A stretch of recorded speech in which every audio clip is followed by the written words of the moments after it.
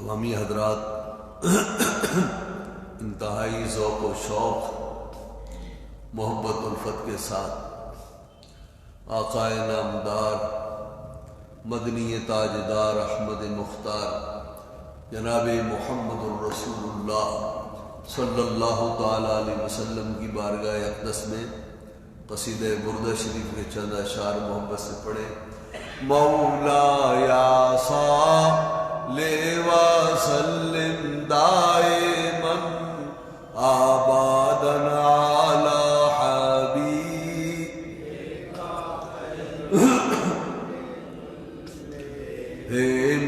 مولا یا صلی وسلم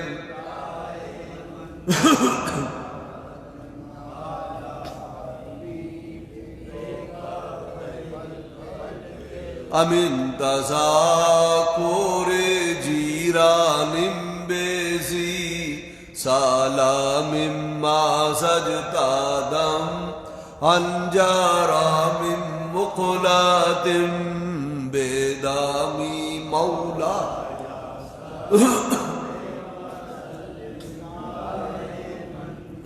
آبادن علی حبیب ولن يضيق رسول الله جاءك بيز الكريم متجلى باسم منتقم مولاي دائما ابدا على حبيب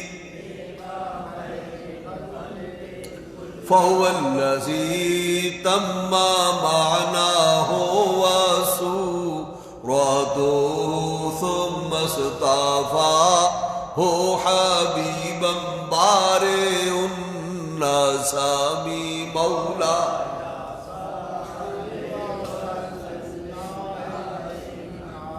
آبادنا على حبيب اللهم صل على سيدنا مولانا محمد معدن الجود والکرم والہ وبارک وسلم۔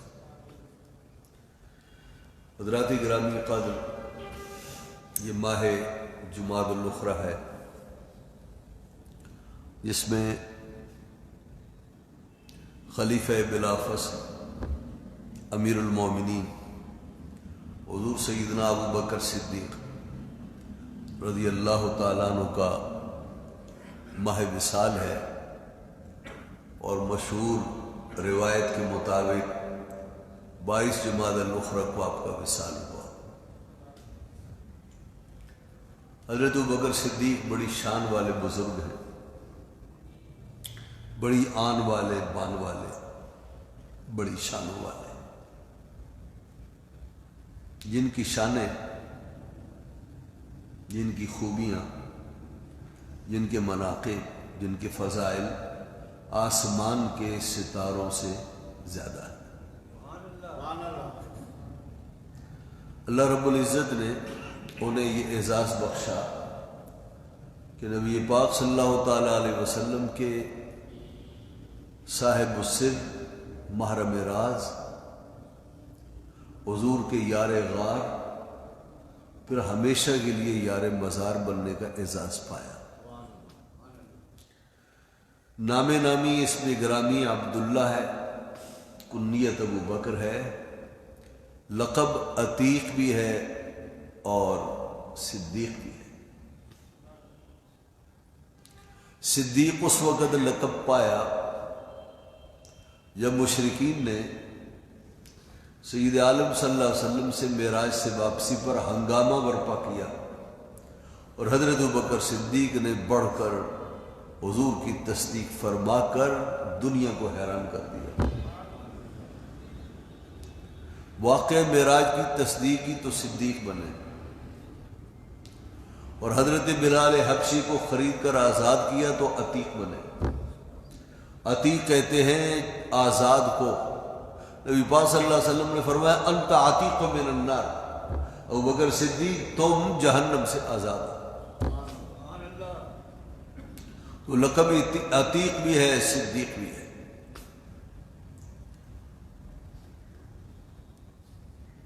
ابوبکر صدیق کی شان اسلامی یہ ہے کہ وہ مردوں میں، بالغ مردوں میں سب سے پہلے مسلمان۔ آپ کے والد مسلمان، آپ کی والدہ مسلمان، آپ خود مسلمان، آپ کی بیوی مسلمان، آپ کے بیٹے مسلمان، آپ کی بیٹیاں مسلمان، خود صحابی، والد صحابی، والدہ صحابیہ، بیوی صحابی، بیٹے صحابی، بیٹیاں صحابی، نواسے صحابی، پوتے صحابی، یوں اللہ رب العزت نے ان کی نسل میں صحابیت کی یہ دولت جمع فرمائی۔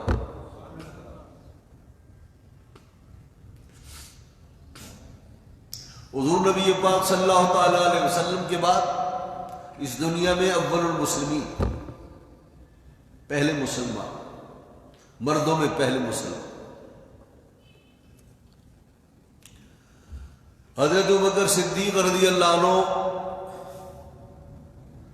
علم میں، حلم میں، حوصلے میں، سیاست کی فراست میں، بصیرت میں، معاملہ فہمی میں، تدبر میں، تدبیر میں، شجاعت میں، بہادری میں صحابہ کرام علیہم الرضوان میں سب سے ممتاز مقام کے مالک۔ حضرت علی سے پوچھا گیا، حضرت علی نے پوچھا، جانتے ہو اصحاب نبی میں سب سے بڑا بہادر کون ہے؟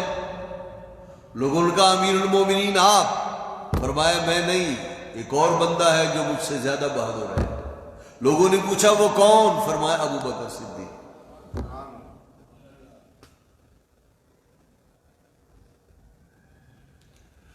یوں تو سارے لوگ نبی پاک صلی اللہ علیہ وسلم کے صحابی ہیں، 1,24,000 حضور کے صحابہ ہیں، لیکن اللہ رب العزت نے اس آیت میں کیا فرمایا؟ فرمایا ثانی اثنین، دو میں سے ایک۔ اذ ہما فی الغار، جب وہ دونوں غار میں تھے، اذ یقول لصاحبہ، جب وہ اپنے صحابی سے فرما رہے تھے، لا تخف، خوف مت رکھ، ان اللہ معنا، اللہ ہمارے ساتھ ہے۔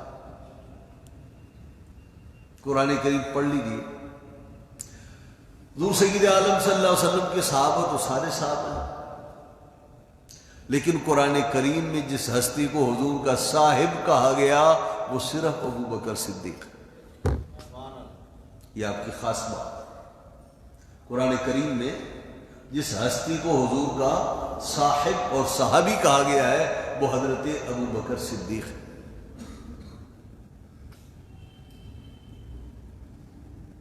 بہت بہادر انسان، معاملے کو سمجھنے والے انسان، لوگوں کا سیاسی قائد وہ ہوتا ہے جو لوگوں کے معاملات کو سمجھے، الجھی ہوئی باتوں کو سلجھائے، مشکلوں کو آسان کر دے، ہچکولے کھاتی ہوئی کشتی کو کنارے سے پر لگا دے، وہ قائد ہوتا ہے۔ ابوبکر صدیق رضی اللہ عنہ حضور نبی پاک صلی اللہ علیہ وسلم کے بعد امت کے سب سے بڑے قائد ہیں۔ آپ جانتے ہیں، تاریخ پڑھیے، سیرت کی کتابیں پڑھیے تو آپ کو معلوم ہوگا، حضور نبی پاک صلی اللہ علیہ وسلم کے بعد امت پر مختلف آزمائشیں آئیں۔ ان آزمائشوں میں جس ہستی نے امت کو نکالا، ان آزمائشوں سے نکالا اور مشکل سے نکالا، وہ ابوبکر صدیق کی ذات بات ہے۔ مثلاً آپ دیکھیے، امت کی پہلی آزمائش حضور کا وصال ہے۔ حضور صلی اللہ علیہ وسلم کا دنیا سے کوچ فرمانا، تشریف لے جانا، رحلت فرمانا، یہ اس امت کے لیے پہلی مشکل، اس امت کے لیے پہلا امتحان، پہلی آزمائش۔ جب نبی پاک صلی اللہ علیہ وسلم کا وصال ہوا تو یہ کوئی ماننے کو تیار نہیں تھا کہ حضور کا وصال ہو گیا، یہ کوئی ماننے کو تیار نہیں تھا، یہاں تک کہ حضرت سیدنا فاروق اعظم رضی اللہ عنہ جیسا بردبار آدمی، بہادر آدمی، وہ ان کی بھی فہم کی رسائی یہاں تک نہ پہنچی، اور آپ بھی نبی پاک صلی اللہ علیہ وسلم کی وفات کا سننا ان کے لیے ناقابل برداشت، حضور کا وصال۔ اب بتائیے لوگوں کو کیسے یقین آئے کہ حضور کی وفات ہو گئی؟ یہ امت کو یقین نہیں آیا، اور اگر کسی کو یقین آ جائے تو اگلے کو میسج کیا دے گا، سمجھائے گا کیسے، یقین کرائے گا کیسے؟ کہ کوئی کام آسان نہیں تھا۔ اس مشکل سے سب سے پہلے ابو بکر صدیق نے امت کو نکالا۔ نبی پاک صلی اللہ علیہ وسلم کا جب وصال ہوا تو حضرت عمر نام سے تلوار نکال کر لہرانے لگے، فرمانے لگے خبردار، میں کسی شخص کو یہ کہتے ہوئے نہ پاؤں کہ نبی پاک صلی اللہ تعالی علیہ وسلم کا وصال ہو گیا، اور اگر کوئی کہے گا تو گردن اڑا۔ اب یہ کتنا مشکل معاملہ ہے، حضور کا وصال تو واقعتاً ہو گیا تھا، لیکن امت اس وقت وصال کا معاملہ ماننے کو تیار نہیں تھی۔ حضرت ابوبکر صدیق آگے بڑھے اور آپ نے امت کی رہنمائی فرمائی، آپ نے خطبہ دیا اور اس خطبے میں ارشاد فرمایا، لوگوں، اللہ رب العزت حی قیوم ہے، مفہوم یہ ہے، اور دنیا سے ہر آدمی کو جانا ہے۔ اللہ رب العزت ارشاد فرماتا ہے، وما محمد الا رسول قد خلت من قبلہ الرسل افإن مات او قتل انقلبتم علی اعقابکم۔ محمد کریم صلی اللہ علیہ وسلم اللہ کے رسول ہیں، اور ان سے پہلے بھی رسول دنیا سے گزر گئے، تو کیا اگر سرکار کا وصال ہو جائے، حضور کا وصال ہو جائے، ریلت فرما جائے، یا آپ کو شہید کر دیا جائے، تو کیا لوگوں تم دین سے پھر جاؤ گے؟ یہ اللہ نے فرمایا۔ تو وہ اللہ رب العزت امت کو سمجھا رہا ہے کہ جیسے اور انبیاء دنیا سے گئے، یہ میرا پیارا محبوب اور تمہارا یہ نبی بھی دنیا سے جائے گا، تو اگر وہ دنیا سے تشریف لے جائیں تو دین سے مت پھرنا۔ تو حضرت ابوبکر صدیق نے لوگوں کو اس طرف التفات دلائے کہ دیکھو یہ آیت کیا کہتی ہے، جیسے اور انبیاء کرام دنیا سے تشریف لے گئے، حضور کو بھی دنیا سے ریلت فرمانا ہے۔ جب آپ نے یہ آیت کریمہ پڑھی تو ہر صحابی کے دل میں ایک سکون اتر آیا، اور اللہ نے اطمینان کی دولت دی، اور ابوبکر صدیق کی رہنمائی میں امت کے دلوں سے اللہ نے اضطراب کی کیفیت کو نکالا، اور ہر آدمی اطمینان و سکون لے کر مسجد نبوی سے اپنے گھر کی طرف روانہ ہو رہا تھا، اور ہر آدمی کی زبان پر قرآن کریم کی یہ آیت تھی۔ لوگ کہتے تھے یوں معلوم ہوتا ہے یہ آیت تو اوجل تھی ہماری آنکھوں سے، یہ ابھی اسی معاملے میں اللہ نے اس آیت کو اتارا۔ تو بتائیے کتنا مشکل معاملہ تھا، اس معاملے سے نمٹنا کتنا مشکل تھا، لیکن ابوبکر صدیق رضی اللہ عنہ کو اللہ نے فراست عطا فرمائی، وہ حوصلہ عطا فرمایا، وہ رہنمائی کی دولت اور رہبری کی عطا فرمائی، امت کی آپ نے اس مشکل میں رہنمائی اور رہبری فرمائی۔ امت پر ایک اور معاملہ آیا، وہ بھی بڑا مشکل معاملہ تھا، اور امت ایک اور فتنے میں مبتلا ہو رہی تھی۔ حضرت ابوبکر صدیق کے وسیلے سے اللہ نے امت کو اس فتنے سے نکالا۔ وہ کیا تھا؟ حضور نبی پاک صلی اللہ علیہ وسلم مکہ مکرمہ سے ہجرت فرما کر مدینہ طیبہ تشریف لائے، آپ کے ساتھ بہت سے اصحاب مکے سے آئے، انہوں نے ہجرت کی۔ حضور نبی پاک صلی اللہ تعالی علیہ وسلم ریاست مدینہ کے والی ہیں، آپ اس کے سربراہ ہیں، اس کے حاکم۔ 10 سال تک مدینہ طیبہ میں رہے، آپ کی حکومت تھی، اور آپ اس ریاست کے بانی بھی تھے، والی بھی تھے، مملکت کے سربراہ تھے، حاکم تھے۔ آپ کا جب وصال ہوا تو انصار مدینہ نے ایک میٹنگ کی، اور اس میٹنگ میں انہوں نے طے کرنا تھا کہ حضور نبی پاک صلی اللہ علیہ وسلم کے بعد امامت و خلافت کا منصب ہمیں ملنا چاہیے، حکمران ہم میں سے ہونا چاہیے۔ مہاجرین کو ہم نے جگہ دی ہے، انہیں زمینیں دی ہیں، مکان دیے، لیکن یہ جگہ تو ہماری ہے۔ حضور تو اللہ کے نبی تھے، رسول تھے، امت کے والی تھے، نبی پاک صلی اللہ علیہ وسلم کی حکومت تو برحق ہے، لیکن حضور کے وصال کے بعد حکومت کا حق ہمارا ہونا چاہیے۔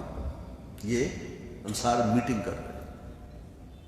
حضرت عمر نے حضرت ابوبکر صدیق سے کہا کہ یہ ہو رہا ہے معاملہ، یہ ایک بہت بڑا فتنہ برپا ہونے والا ہے، اس فتنے کو روکیے۔ حضرت ابوبکر صدیق رضی اللہ عنہ کچھ مہاجرین کے ساتھ، صحابہ کرام کے ساتھ ثقیفہ بنو ساعدہ مسجد نبوی کے قریب، اب بھی وہ جگہ محفوظ ہے، وہاں تشریف لے گئے اور اس میٹنگ میں تشریف لے گئے۔ انصار نے دیکھا، انہوں نے فرمایا کیا ہو رہا ہے؟ تو سرداران انصار نے کہا ہماری میٹنگ اس سلسلے میں ہو رہی ہے، حضور نبی پاک صلی اللہ علیہ وسلم تو اللہ کے رسول ہیں، اللہ کے نبی ہیں، امامت حضور کو زیب دیتی ہے، لیکن نبی پاک صلی اللہ علیہ وسلم کے بعد امامت اور خلافت کا حق انصار کا ہے، خلیفہ ہم میں سے ہوگا، ہم یہ میٹنگ کر رہے ہیں۔ تو حضرت بکر صدیق نے فرمایا اس سلسلے میں اگر ہمارے آقا اور مولا نے رہنمائی پہلے سے فرما دی ہو تو؟ انصار نے کہا سبحان اللہ، بتا دیجیے۔ آپ نے فرمایا میرے کانوں نے سنا، حضور نبی پاک صلی اللہ علیہ وسلم نے فرمایا الائمۃ من قریش، امامت اور خلافت حق صرف قریش کا ہے، آپ انصار ہو، آپ قریش نہیں ہو۔ نبی پاک صلی اللہ علیہ وسلم کے بعد خلافت کا منصب صرف اور صرف قریش کو جچتا ہے، قریش کے علاوہ کوئی اور خلیفہ نہیں ہو سکتا۔ اللہ اکبر۔ وہ مخلص بندے تھے اللہ کے، انہوں نے کہا آمنا وصدقنا، ہم نے اللہ اور اس کے رسول کا حکم مانا، ہم خلافت سے دستبردار ہوتے ہیں۔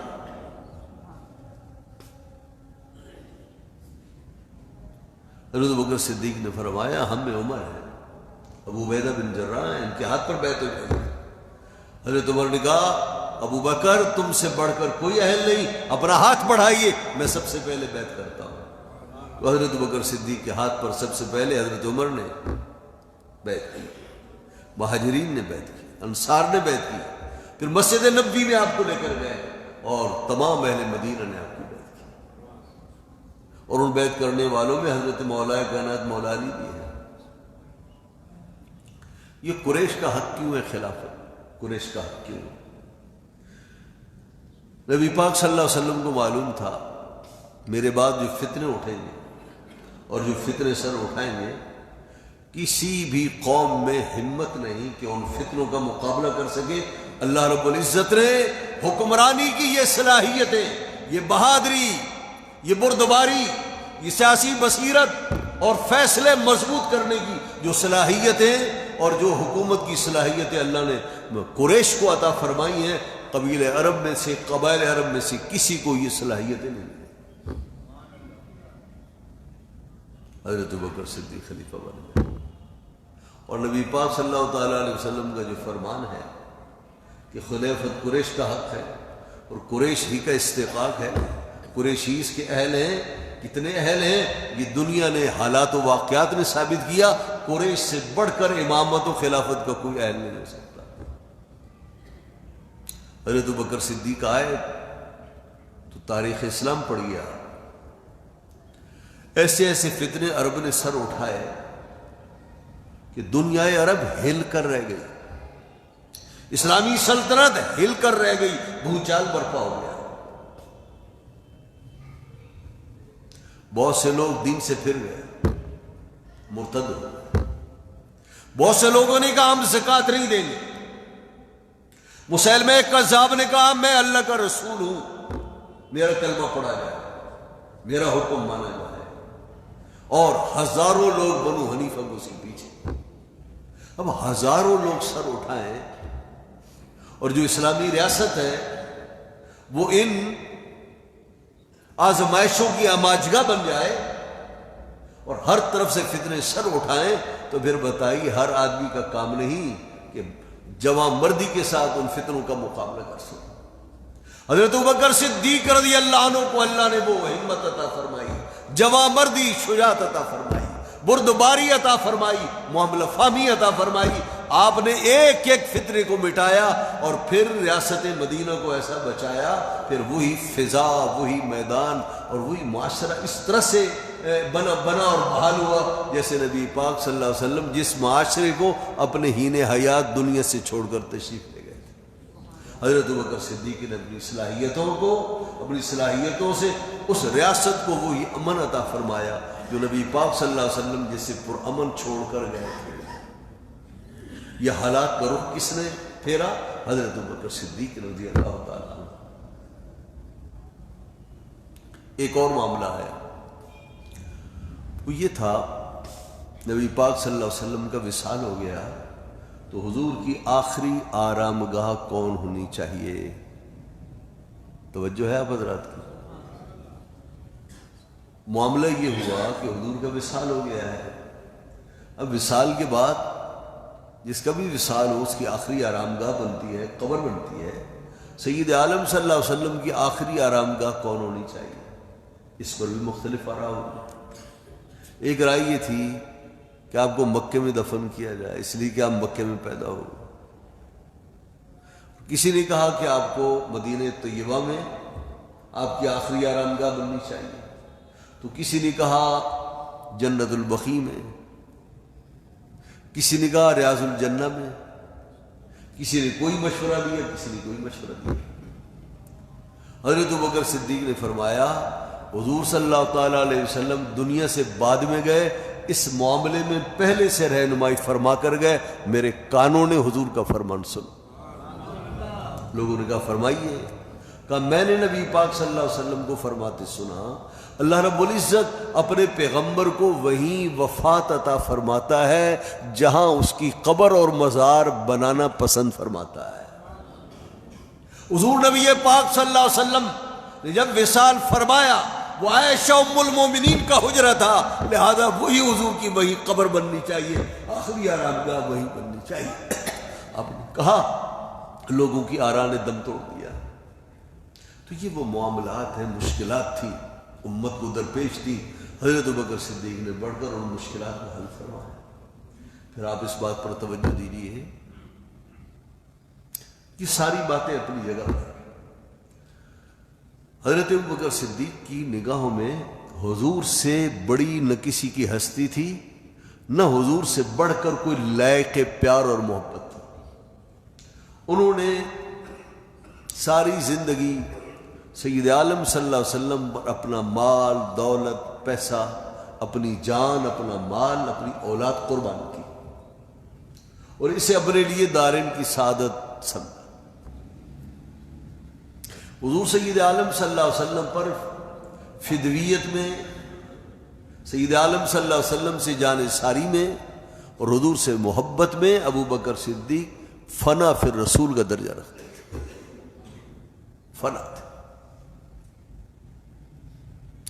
ان کی نگاہوں میں حضور سے محبت، فنائیت، اس سے بڑی کوئی چیز.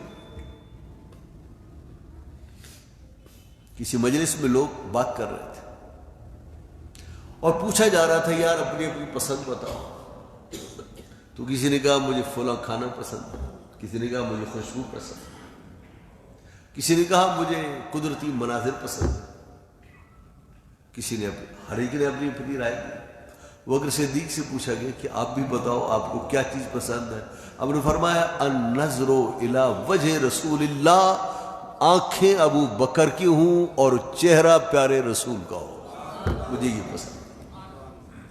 میری نگاہیں حضور کا چہرہ ہو اور میری نگاہیں حضور کے چہرے کو دیکھتی رہے. اور غار ثور میں 3 دن 3 راتوں تک ابو بکر صدیق کی نگاہوں نے صرف حضور کا چہرہ دیکھا، کوئی تیسری شخصیت نہیں تھی جو حضور کے چہرہ دیکھنے میں ان کے شریک تھی۔ تنہا ان کی آنکھیں نبی پاک صلی اللہ تعالی علیہ وسلم کا نظارہ کرتی تھی، حضور کا چہرہ دیکھتی تھی۔ ان 3 راتوں میں حضور کی صحبت میں کوئی اور بیٹھنے والا نہیں تھا، یہ صحبت کمائی حضرت ابو بکر صدیق۔ ان 3 راتوں میں حضور سے براہ راست فیض لینے والا کوئی نہیں تھا سوائے ابو بکر صدیق، اور 3 راتوں میں ابو بکر صدیق کی گود حضور کے لیے تکیہ بنی۔ سید عالم صلی اللہ علیہ وسلم نے اس پر سر رکھا۔ ان 3 راتوں میں ابو بکر صدیق نے حضور کی خوب خدمت بھی کی اور جی بھر کر اپنی نگاہوں سے حضور کو دیکھا۔ بتائیے یہ کتنی بڑی شان ہے۔ تو حضرت ابو بکر صدیق نے رضی اللہ تعالیٰ عنہ حضور کی بارگاہ میں انہیں بڑا قرب حاصل تھا، حضور کی بارگاہ میں انہیں بڑی اہمیت حاصل تھی۔ اہمیت کے بارے میں ایک تو یہ سن لیجیے، نبی پاک صلی اللہ علیہ وسلم نے فرمایا کہ زمین میں میرے 2 خلیفے ہیں اور آسمانوں میں میرے 2 خلیفے ہیں، میں 2 وزیر ہیں۔ فرمایا زمین میں میرے 2 وزیر ہیں، آسمانوں میں میرے 2 وزیر ہیں۔ وزیر کس کے ہوتے ہیں؟ بادشاہ کے ہوتے ہیں۔ تو اس سے معلوم ہوا حضور زمین کے بھی بادشاہ ہیں، آسمانوں کے بھی بادشاہ ہیں۔ فرمایا میرے 2 وزیر زمین میں، میرے 2 وزیر آسمانوں میں۔ آسمانوں میں 2 وزیر کون ہیں؟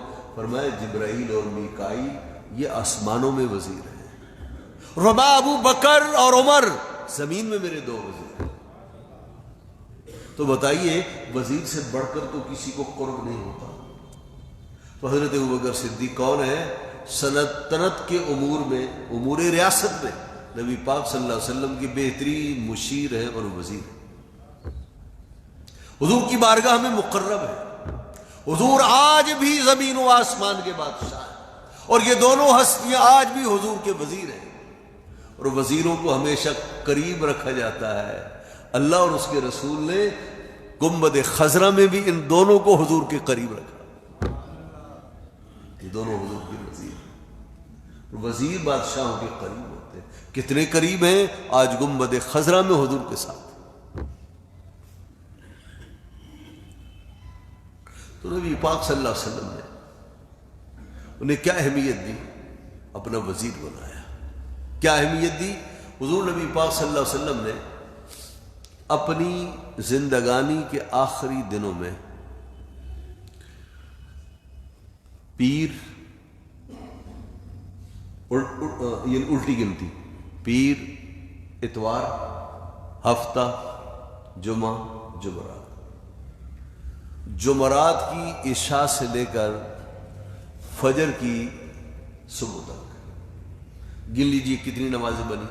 ابھی جمعرات کو بھی نکال دیجیے اور پیر کو بھی نکال دیجیے، تو کیا بنا؟ جمعہ، ہفتہ، اتوار، کتنی نمازیں ہو گئی؟ 15، اور جمعرات کی عشاء اور پیر کی صبح 17۔ نبی پاک صلی اللہ علیہ وسلم دنیا سے تشریف لے گئے، آپ کی وصیت کے مطابق اور آپ کی ہدایت کے مطابق آپ کے ایام علالت و مرض میں حضرت ابوبکر صدیق نے آپ کی امت کو 17 نمازیں پڑھائیں۔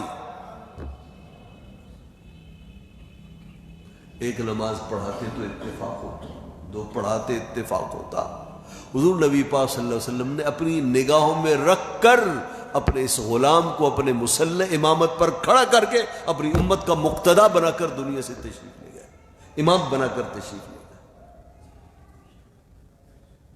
اور آپ نے فرمایا تھا مرو ابا بکر فلیصلی بالناس، لوگوں سے کہو، ابو بکر سے کہو لوگوں کو نمازیں پڑھائے، لوگوں کو نماز پڑھائے، کہو ابو بکر۔ تو اب آپ کی ازواج مطہرات کیا کہتی ہیں؟ ابو بکر صدیق کی بیٹی ام المومنین عائشہ صدیقہ کہتی ہے یا رسول اللہ کسی اور کو کہیے. ابو بکر صدیق جو ہیں بہت نرم دل ہیں، حضور کے مصلی پر کھڑے نہیں ہو پائیں گے، ان کا رونا بند نہیں ہوگا. یا رسول اللہ کسی اور کو کہیے، عمر کو کہیے. انہوں نے فرمایا مروا ابا بکر فلیصلی بالناس، ابو بکر ہی کو کہو وہ لوگوں کو نماز پڑھائے. اگر وقتی طور پر حضور کی زبان سے یوں ہی نام ابو بکر صدیق آ جاتا، توجہ دلانے پر تو کوئی اور نام بھی آتا نا. تیسری بار پھر عرض کیا گیا، ہم نے فرمایا مروا ابا بکر فلیصلی بالناس، لوگوں سے ابو بکر کو کہو وہی لوگوں کو نماز پڑھائے. ابو بکر صدیق نے پھر 17 نمازیں پڑھائی. اور یہ جو ام المومنین نے فرمایا پڑھا نہیں سکیں گے، پھر یہ 17 نمازیں کیوں پڑھائی؟ اس لیے کہ جس نے حکم دیا اس نے دل میں طاقت پیدا کی اور انہیں پڑھانے کے قابل بنایا. 17 نمازیں پڑھائیں. نبی پاک صلی اللہ علیہ وسلم نے بار بار فرما کر کہ ابو بکر سے کہو نماز پڑھائیں ایک، اور 17 نمازیں اپنی نگرانی میں پڑھوا کر نبی پاک صلی اللہ علیہ وسلم دنیا سے گئے، امت کو ان کا امام دے کر گئے. ان کا امام دے کر. حضرت علی نے جب آپ کے ہاتھ پر بیعت کی تو حضرت علی نے کیا فرمایا تھا؟ اسی امامت کا حوالہ دیا تھا. فرمایا ابو بکر جب اللہ کے رسول نے آپ کو ہمارے دین کا امام بنایا تو ہم آپ کو اپنی دنیا کا امام کیوں نہ بنائے؟ تو نبی پاک صلی اللہ علیہ وسلم نے اپنی امامت کے مصلی پر کھڑے ہو کر لوگوں کو بتا دیا میں تمہارا امام چھوڑے جا رہا ہوں، اس کی امامت میں رہنا، اسے مقتدا و پیشوا سمجھو.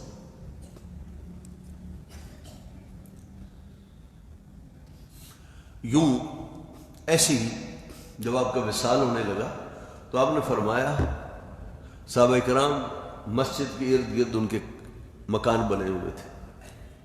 صحابہ کرام نمازی لوگ تھے، تو انہوں نے قرب و جوار کی زمینیں خریدیں اور مسجد نبوی کی سین کی طرف اپنی کھڑکیاں دروازے کھول دیے تاکہ مسجد کی طرف جب جانا ہو تو بہت آسان ہو، گھوم پھر کر نہ آنا پڑے، دروازہ کھولو اور مسجد میں داخل ہو جائے. نبی پاک صلی اللہ علیہ وسلم کا جب وصال ہونے لگا تو آپ نے فرمایا سارے دروازے بند کر دیے جائیں مسجد کی طرف کھلنے والے سوائے ابو بکر کے کہ ان کا دروازہ کھلا رہے. آج بھی مسجد نبوی میں جائیے آپ تو جو گھر حضرت ابو بکر صدیق کا تھا وہاں لکھا ہوا ہے آج بھی ہادی خوخت ابو بکر، یہ ابو بکر صدیق کے گھر کی کھڑکی ہے. چھوٹا سا دروازہ تو اسی کھڑکی کہتے ہیں جس میں آدمی تھوڑا سا سر جھکا کر تک جائے. فرمایا سارے خوخے بند کیے جائیں، چھوٹے بڑے دروازے بند کر دیے جائیں سوائے ابو بکر صدیق کے دروازے کے، وہ کھلا رہے. کیوں کھلا رہے؟ اس لیے کہ میری نگاہیں دیکھ رہی ہیں کہ میرے بعد وہ میرا نائب ہے، وہ میرا خلیفہ ہے، تو پھر سب دروازے بند کر دیے جائیں. ابو بکر صدیق کا دروازہ اس لیے کھلا رہے کہ امور خلافت کے معاملے میں انہیں بار بار مسجد میں جانا ہوگا. ایک عورت آپ کی خدمت میں آئی اور کہ یا رسول اللہ میرا آپ سے کام ہے. کوئی کام ہوگا؟ ریاست سے متعلق کام ہوگا؟ تو آپ نے فرمایا کل آنا. تو اس عورت کو معلوم تھا حضور سخت دلیل ہے، بس یا رسول اللہ اگر کل میں آؤں اور حضور کو نہ پاؤں، فرمایا ابو بکر سے پوچھ لینا، ان کی خدمت میں آ جانا.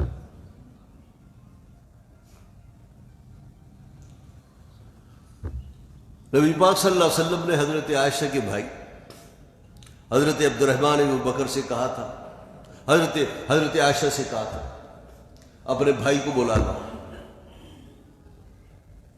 میں کچھ لکھ کر چھوڑ کر چلا جاؤں، میں کچھ لکھ کر چلا جاؤں، اپنے بھائی کو بلاؤ.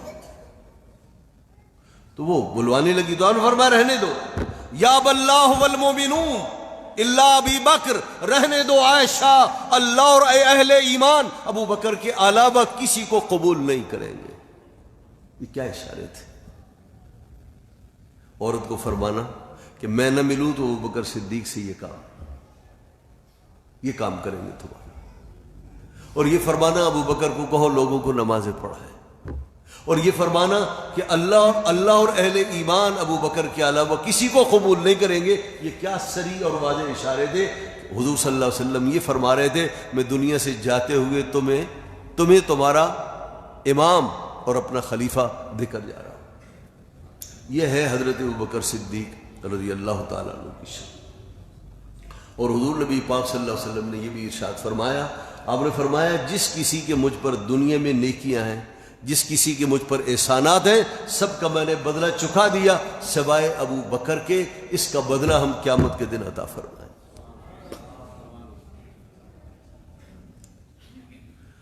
اس لیے اہل اسلام کا یہ عقیدہ ہے، نبی پاک صلی اللہ علیہ وسلم کے 4 خلفاء ہیں برحق، خلافت حقہ، ویسے 5 ہیں، حضرت امام حسن بھی ہیں، لیکن ان کا شمار اس لیے نہیں ہوتا چند ماہ کے لیے وہ خلیفہ بنے، وہ بھی خلیفہ برحق۔